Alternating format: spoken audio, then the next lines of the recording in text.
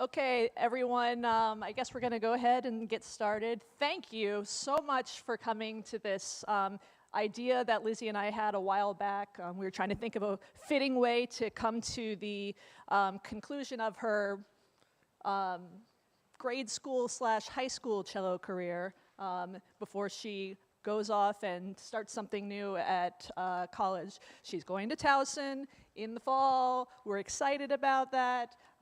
And she's going to major in not cello, but theater tech of some kind. And I know there's some people with a vested interest in the room. So, but she is going to continue on with the cello. She will be playing in an ensemble of some kind, I assume. So our idea for today was to kind of take you guys through some of her pieces from over the years. So playing cello about 10 years ago.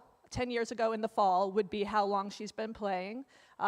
She was assigned the cello randomly in her music class in England. And after a few months, or after a few weeks of being in a group cello class at school, her cello teacher found me in the hallway and she said, "Are you Lizzy Albertine's mother?" And I was like, yes.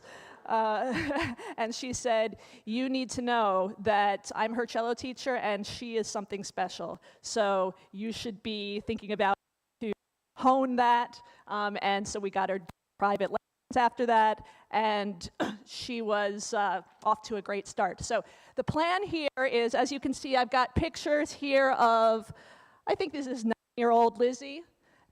And we are going to play a few seconds, several seconds of each piece that she's playing today, but from way back when, okay? So you'll get to see that hopefully there's been a maturation and an improvement. She was fabulous then, she's fabulous now, so I think you're gonna appreciate seeing this. So the first piece that Lizzy is playing is called Vltava. It is by Bedřich Smetana from 1875. It's supposed to evoke the sounds of the river, of flowing down the Vltava River in the Czech Republic. And Lizzy started playing this one. We're not really going exactly in order here of when she learned these. She started playing this one in the beginning of year 5 at Asheville College in England, which would be the 4th grade. And let's hear a few bars.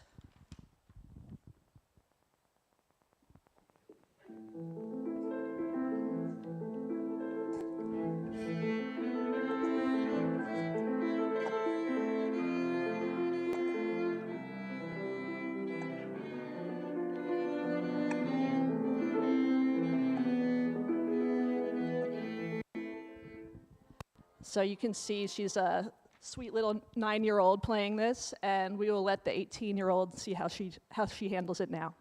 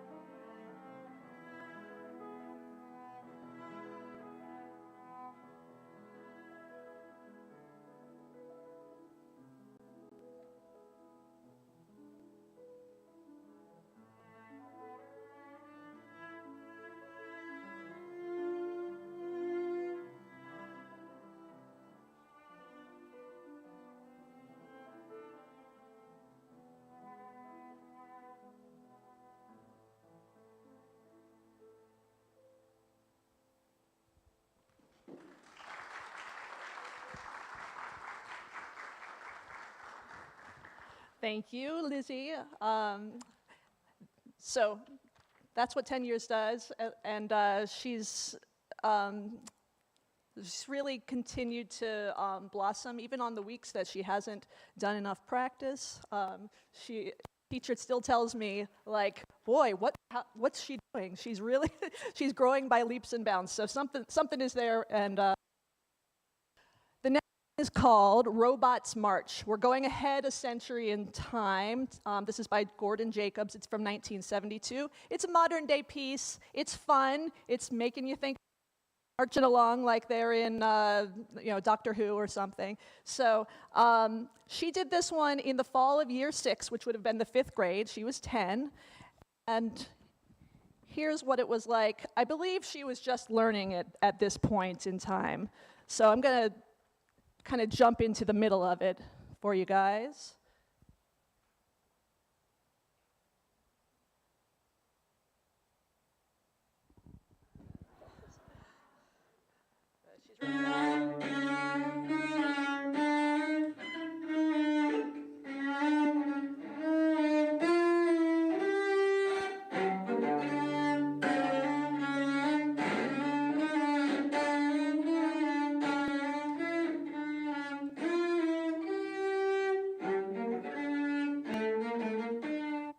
So you get the idea.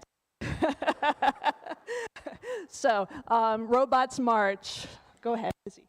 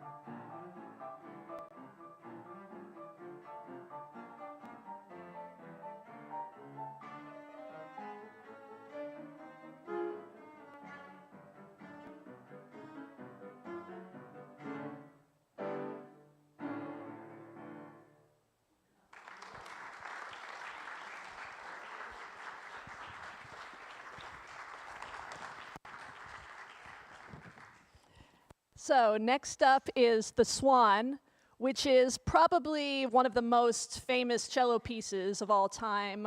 It's definitely a quintessential cello solo. It's from the Carnival of the Animal by Saint-Saëns, in which each movement in this larger piece was different. And so this is The Swan. It's the most beautiful of all of the different parts of this Carnival of Animals.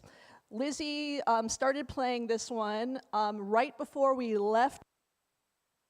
She just started this, I think she did one lesson with her old teacher, Miss Dexter, who she loved so much when we were there, and still is in regular communication with. So she did their one lesson, summer of 2019, when she was 11, and she finished this up with her current teacher, Ryan Lowe. So I'll play you guys a little bit of this.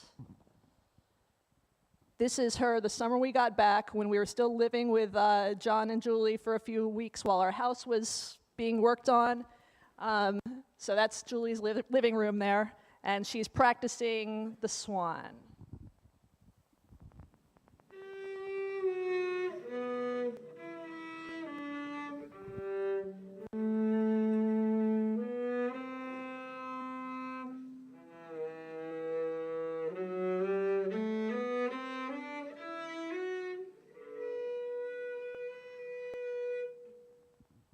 All right, let's see how it goes this time, Lizzy.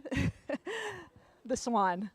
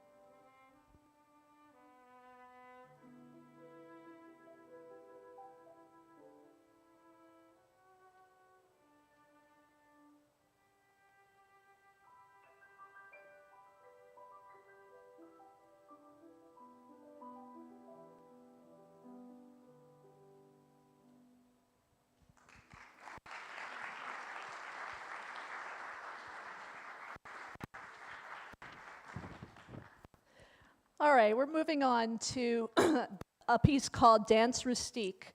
This is by William Henry Squire. It's from 1897. It's from the same era in Lizzy's life as the last piece that she played. She liked to call this one Rusty Dance with her teacher, Danse Rustique, Rusty, direct translation, she says. And she performed. What I'm going to show you guys next is a bit of her performance of it in her last concert at the school in England. So here it is.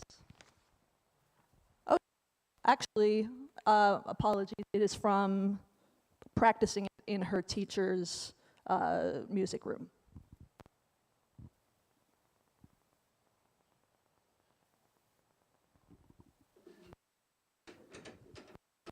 Nice and low down. Right.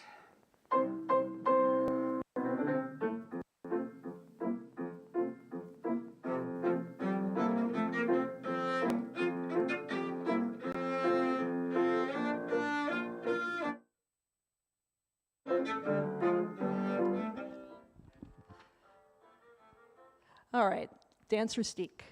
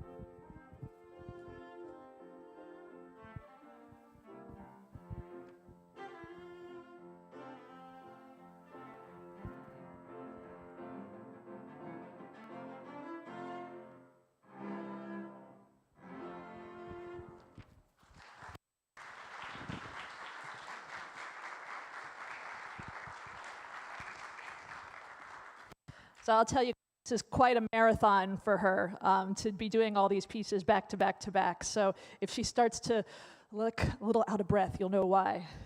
Not yet, she says. So it's the tricky ones are to come. The next piece that Lizzy is playing is part of a larger composition by Ernest Bloch. It's called Prayer. It's from a suite called From Jewish Life. And this piece is beautiful. It's quite reverent, and it's probably one of my favorite pieces that she's done. So to give you guys some idea, she started her musical education in England. They have something there called the Associated Boards of Royal Music Schools system. And the idea there is that there are exams that they take at different levels along the way towards reaching proficiency on an instrument.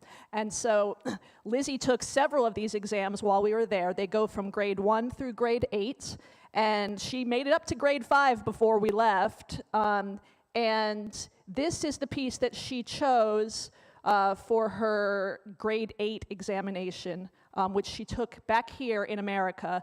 We had to drive all the way to Northern Virginia to do it. And she took it in the 9th grade, and she earned a distinction on her grade 8 exam, which was really wonderful and impressive. So this is Prayer by Ernest Bloch, 1924.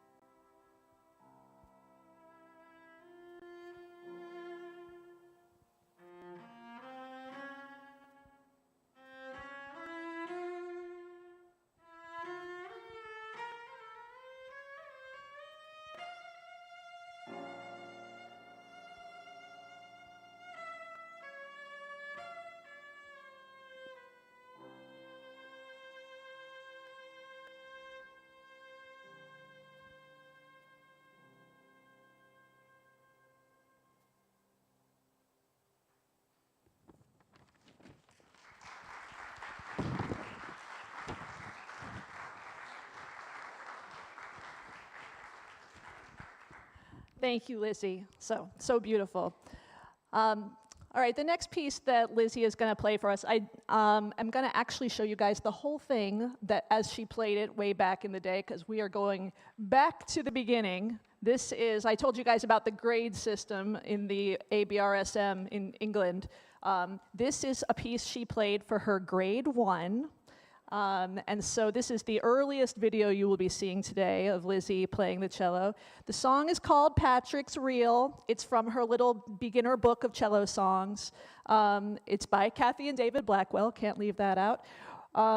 And she also earned a distinction on her grade 1 exam, so we're still proud of her for that. So here it comes.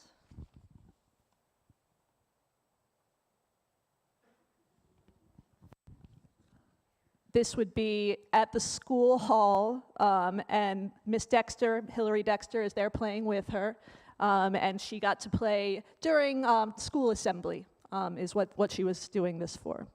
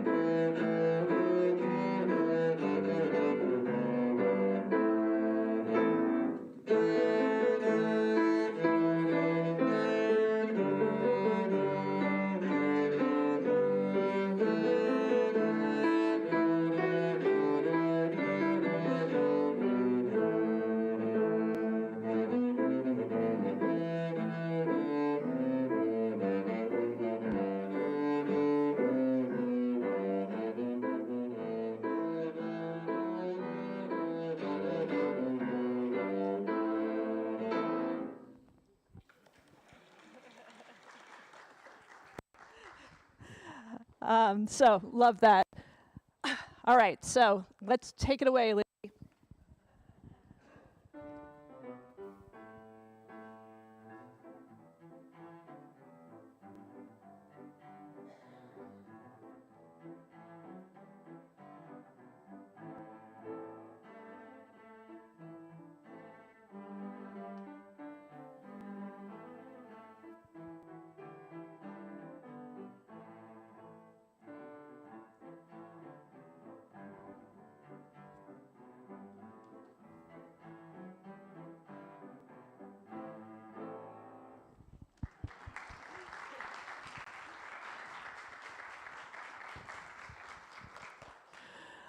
All right, so that was mostly placed in the order in the program where it was to give her a little break before she does her last piece. So we're in real music here, folks. This is Brahms, and it is a beautiful piece that Lizzy picked out with the help of her current cello teacher. She has been working very hard on it. This is basically kind of a capstone for her. Brahms Cello Sonata in E minor, third movement from 1865. I'm not going to show you a video because I don't have one yet.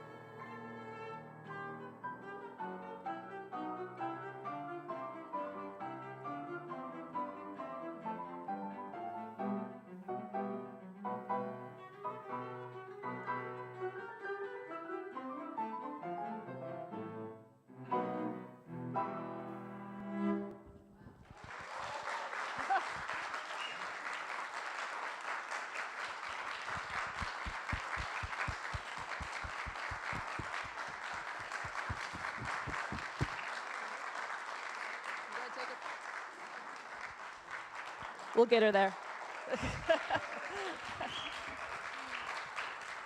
Thank you guys so much for coming. You can see, it is like hard work. And I want to give a special thank you for Natalie Beal. Oh my gosh. And I want you guys to know we gave her an embarrassingly small lead time for all that. So she's a miracle worker. So we have cake and ice cream in the fellowship hall, and we'll see you guys down there.